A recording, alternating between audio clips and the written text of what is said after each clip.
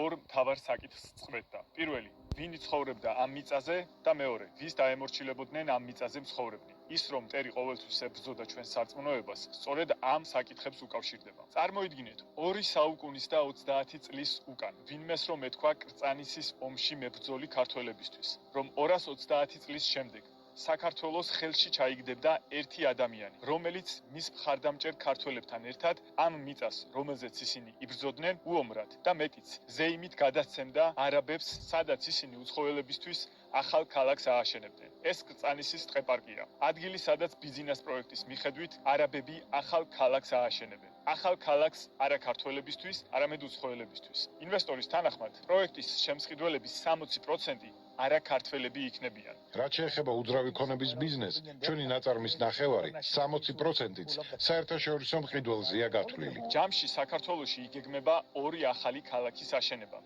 ერთი კრწანიში, მეორე კი გონიოში. კრწანიში მდებარე ქალაქი ფართობით 600 ჰექტარამდე იქნება. წარმოიდგინეთ, ეს დაახლოებით იმ ზომის ქალაქია, რა ზომისაც არის ქარელი, ჯვარი, სიღნაღი და სხვა ქართული ქალაქები. რეჟიმის წარმომადგენლებისა და ინვესტორების თანახმად, ინვესტიცია ჯამში 6 მილიარდ დოლარზე მეტი იქნება. აქვე ინვესტორი აღნიშნავს, რომ პროექტის შედეგად დასაქმდება 30,000 ადამიანი. წარმოიდგინეთ, პროექტის განხორციელებას დასჭირდება წლები. ამ წლების განმავლობაში ყველა მუშა, რომელიც საქართველოში ჩამოვა, დიდი ალბათობით თან ჩამოიყვანს თავიანთ ოჯახებს.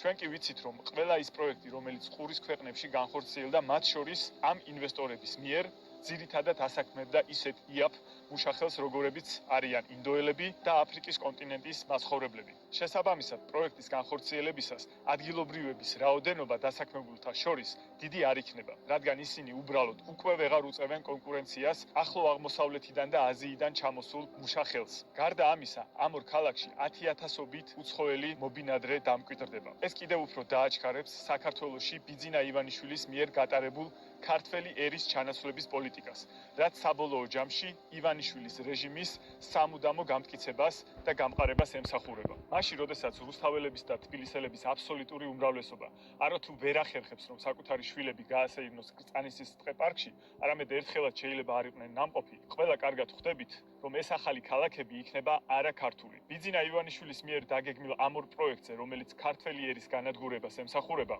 დაწვრილებით შემდეგ ვიდეოებში მოგიყვებით.